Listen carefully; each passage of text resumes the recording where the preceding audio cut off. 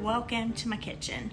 I'm so glad to have you here today. It's been a couple weeks since I've put up a what's for dinner video, so I'm really excited to have this one ready and up on the channel today. I hope that by the time you reach the end, you find some ideas and inspiration by seeing the things that we've had to eat around here. They're always usually pretty quick to the table, flavorful, easy. That's generally the kind of things that we have around here. So if that sounds good to you, just keep on watching. We're going to get right on into the video. And as always, I appreciate you guys being here. Well, this sandwich was made from all the yummy stuff that we brought back from Amish country. I've had a couple of Amish videos here lately from our trip to Holmes County, Ohio. We stocked up on some yummy stuff from there, and I knew we wanted to have a night of yummy sandwiches. I think I said yummy 3 or 4 times already, but that really describes this easy meal that we had. So here's all the lunch meat had laid out, lots of yummy cheese that we bought, and a tomato that was just ginormous, some fresh lettuce, the onion, all the goodies that we brought back from Amish country were for this night's dinner. This was the day after we came home, and we just enjoyed it so much. I put everything out on a board, got everything arranged, and then I also brought back some fresh green beans, and I cooked those up. And it just made a really easy, simple summer supper that was just so good. We had the fresh Amish bread. I just picked this up at my local Meijer. You just add it to sour cream. I made this to go along with some of those yummy corn chips that I brought back. And so, yeah, here is a look at our plate, my plate. This was so good. We all are a big fan of a yummy sandwich, so this one was so good. Moving on to another night, I did some baked potatoes in my air fryer. That's the first time I've ever done that. I always do them in the oven, but I did these in the air fryer and they worked out great. And I had some leftover barbecue pulled pork that I wanted to use. So I decided to kind of go a different route than maybe what we would normally do with the barbecue pulled pork, and make these loaded barbecue pulled pork baked potatoes. They were so good. I would say this was probably one of my favorite meals of this particular week. So just doctored it up regular baked potato style, and I'm going to top it with some really good things.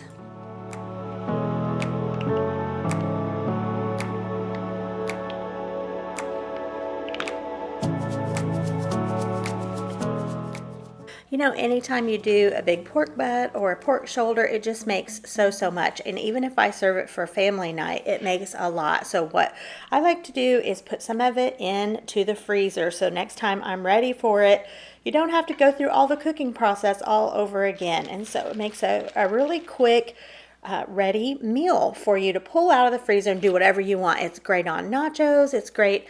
Like that, I said, this was so good here. Of course, you can just serve it on buns or put any side you want to with it. But this was really delicious. So all of our favorite toppings went on, pork on top, and I just made a box of the like creamy macaroni and cheese. I took an easy way out for mac and cheese this night, and it was so good. It really was. Both of us, we were impressed with how delicious this was, and of course you can see how easy it came together.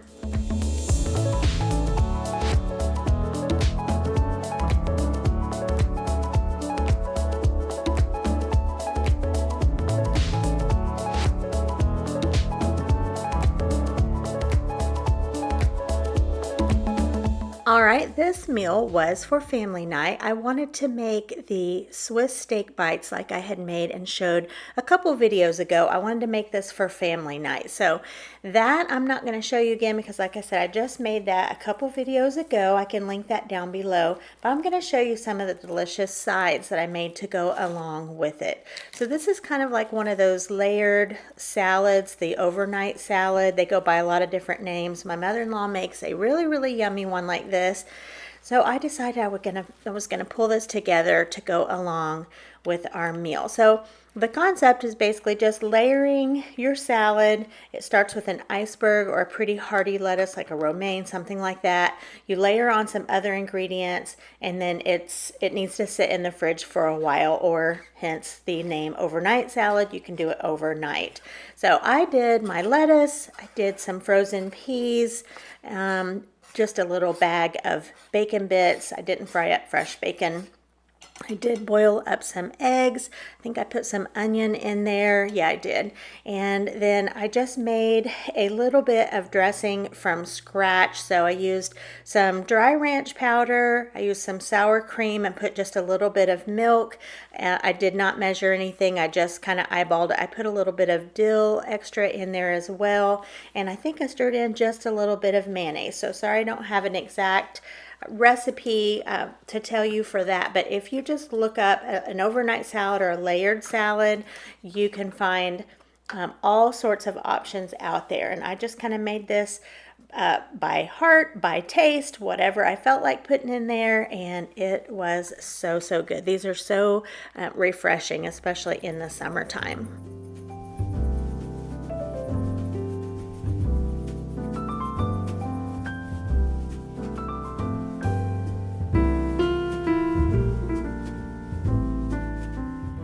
I'm making a squash casserole. I have made a lot of squash casseroles and I've used a lot of different recipes.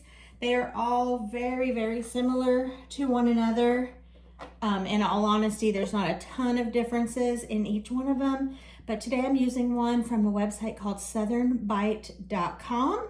So let's get going on this. We've got, it calls for I think a 1/4 or a 1/2 cup of onions. So there's my onion diced. And here's my squash rounds. Those are going in. It also calls for some sour cream and some cream of chicken. So let's get those in. I was actually going to follow a recipe that I've already used, but I discovered, well, I didn't discover, I'm out of eggs. And I used my eggs for the layer salad. And so I just looked up a recipe without eggs and I found this one. And instead of an egg, it uses sour cream. So this is perfect. It's an opportunity to try a new squash casserole recipe. So let's get in this cream of chicken and a 1/3 cup sour cream.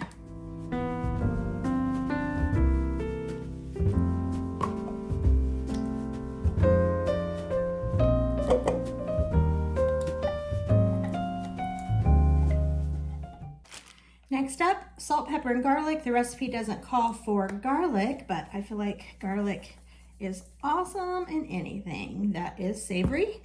So garlic, some black pepper,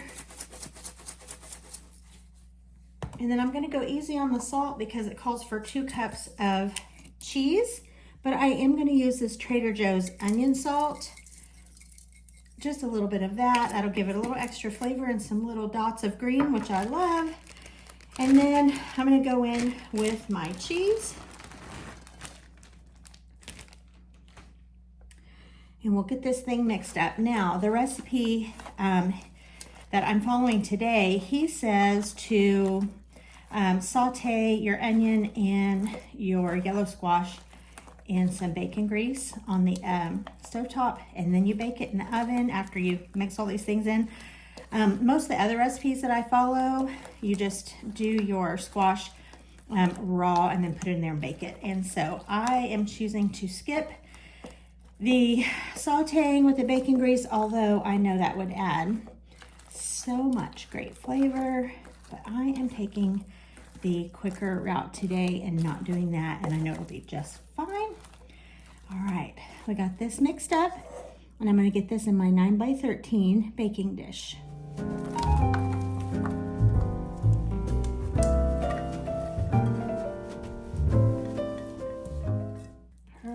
it's all in there. Just kind of get it leveled out here. Make sure everything's kind of spread out evenly. And then this has a topping that goes on it. Most of these recipes and the ones that I follow most often calls for a Ritz cracker topping, and I love a Ritz I love a Ritz cracker topping on anything. But I'm gonna try something different with this too, you guys. I'm trying all kinds of things. I am going to put the cornflake topping like you do for the funeral potatoes. I have cornflakes, and I just think that'll be a different variation, a fun crunchy topping for this. So I'm gonna get that on there, and I think that's gonna be really, really good. Okay, make sure you look below. The recipe that I am following will be linked. And of course you see the changes that I've made here and told you about as I'm making it.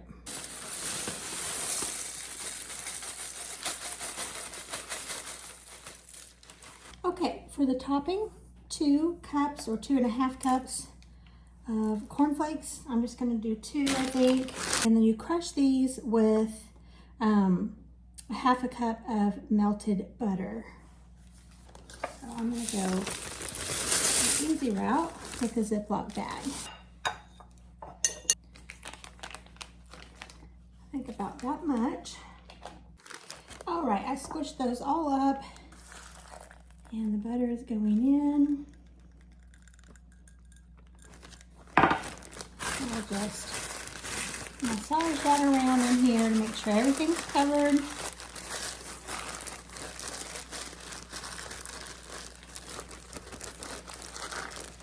Oh yeah, this is gonna be great. All right, let's get this on top of the squash casserole.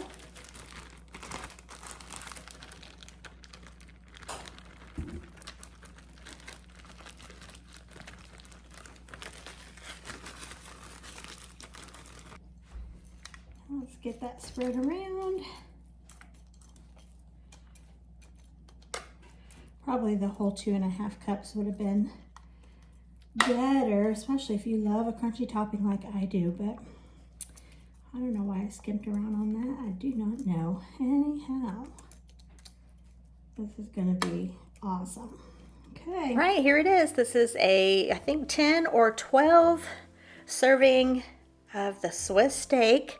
So delicious. I wanted to make it for all the kids and they loved it. Some delicious garlic mashed potatoes. There is that layer salad. I just put out some croutons to go along with that. Some cottage cheese you see there. There's the squash casserole. I just served with some the Lewis half loaf of Hawaiian bread. So bread and butter. This was so good. The kids loved it, and that makes me happy. Hey everybody, I am making a new recipe tonight. It is a cheesy chicken broccoli rice casserole, only in the crock pot. So I have my 1 boneless skinless chicken breast cut into bite-sized pieces in the bottom of the crock pot here, and I'm going in with onion powder and garlic powder liberally and some black pepper. This is my first time to make this. I said it was a new recipe, so new for me. And I've just been kind of wanting something with broccoli, cheese, chicken, rice, but I didn't want to fire up the oven today. So I found a crock pot recipe. I actually looked at 2 or 3 of them, decided on one, and I'm gonna cut the recipe in half. This is from Eating on a Dime, and I will have the recipe linked down below. All right, next up, I am going in with 1 cup of jasmine rice. The recipes that I looked at, all of them said don't use minute rice or any kind of quick cook rice. And so just a note on that. So I have a cup of the jasmine rice and then 1 can of cream of mushroom soup. And we're just gonna kind of spread this out here. Now, the broccoli and the cheese come in later on. So this right here is what you want to get in the crock pot, and it goes for about 4 to 4.5 hours. Next up, 1.5 cups of chicken broth. This is going to cook the rice, help it to get nice and tender. Now, Okay, here's what it looks like after that initial cook time. I'm just going to go in and gently stir this around before I pour in my bag of broccoli. My thoughts on the rice here, like I said, I use a jasmine. It is a long grain rice, but I felt like it did get maybe a little softer, quicker than the cook time said. So keep an eye on that. Every crock pot is different, cooks differently. So I think mine could have gone a little shorter amount of time, but spoiler alert, it was delicious. All right, broccoli in. I had 2 little lone pieces of cheese in the pack. I love to get rid of things that are in my fridge, and so I put those in first, and then some shredded cheese on top, and then you just let this go another few minutes until the cheese melts. This was really, really good. I will definitely make it again. Of course, you can make this in the oven, but I did like the convenience of the crock pot. And if you like a broccoli cheddar chicken rice soup, something like that, this is exactly what this made me think of. Of course, more in a casserole form, but just in my crock pot. All right, I had a little helper in the kitchen today, and you guys haven't seen him in a while. Hello. I know I haven't been here in a while, and don't judge me. We come in pizza. And I don't know what else to say. Tell them what dinner we're waiting on. Oh, yeah. Cheesy chicken, rice, and broccoli. Cheesy chicken, rice, and broccoli. And tell them what one of your favorite foods is what? One of my favorite soups is chicken and rice soup. And who makes that one? My mama. And so we thought you would probably like this one because it's similar, huh? Yeah. Isn't it basically the same thing except for a couple different ingredients? This one will be thicker, not a soup form, and then this one has broccoli. Okay. Do you want to tell them that you started school and stuff? Yeah, I literally started school and I got the teacher that I wanted. And school's been real great. And you're the cutest boy ever. Isn't he just the sweetest? Give him a thumbs up, everybody. All right, this was a James request dinner. He wanted brats, so I picked up 2 different kinds. I was actually at the grocery store that day, and I asked him, what do you want for dinner tonight? And he said, how about some brats with sauerkraut? So I went ahead and just picked up 2 different kinds so he could just choose whichever he wanted. And he said, how about a couple of both? So I am just cutting these up here. I'm just going to saute them in the skillet. And once they get a little bit of color on them, a little bit of a crisp on there, I'm going to add in the sauerkraut. When he told me this is what he wanted, he said, how about some potato salad to go along with it? I said, sure, I'll make that. And later he said, you know, hominy would have been good with this too. And I said, well, it's your lucky day. I have a can in the pantry. So I have some hominy going back there. And I've got some potatoes going on the other side to make a little bit of potato salad. So this was a delicious meal. Kudos, James. You suggested a really, really good meal. Now, I am just seasoning up the sauerkraut here. I bought the jar of sauerkraut from Aldi. That is what I always buy. I've been buying that one for years.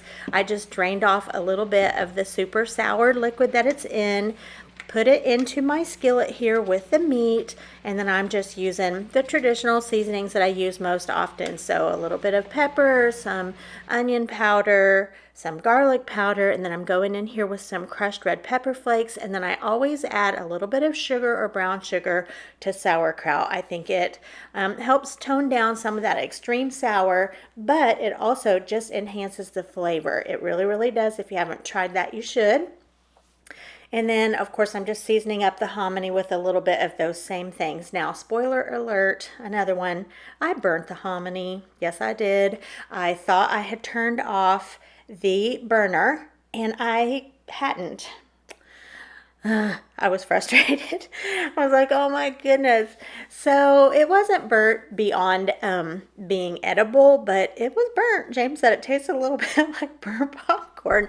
But like I said, it wasn't burnt beyond being edible, but it did have a little dark char on the bottom. And I was frustrated that I did that. But you know, that happens. It happens. Thank goodness not too often. All right, moving on to the potato salad. I am dicing up pickles. I have one of those Tupperware pickle containers. You guys, if you've been here for long, you've seen that before.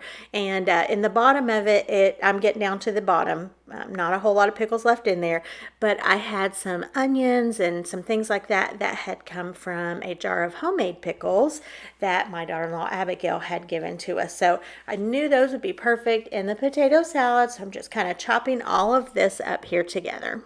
I don't follow a recipe for potato salad, nor do I measure anything out. It's just all by taste and by look and mood, I guess, or what I have on hand as far as putting in it.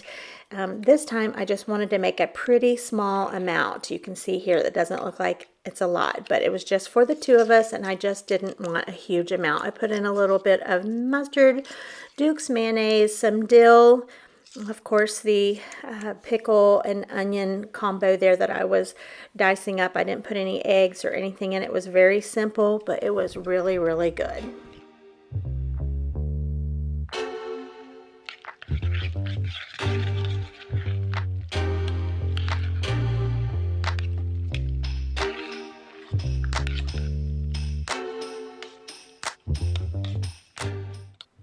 And here's a look at my plate. Got a little bit of that charred hominy back there, my sauerkraut and brats, and my potato salad was so, so good.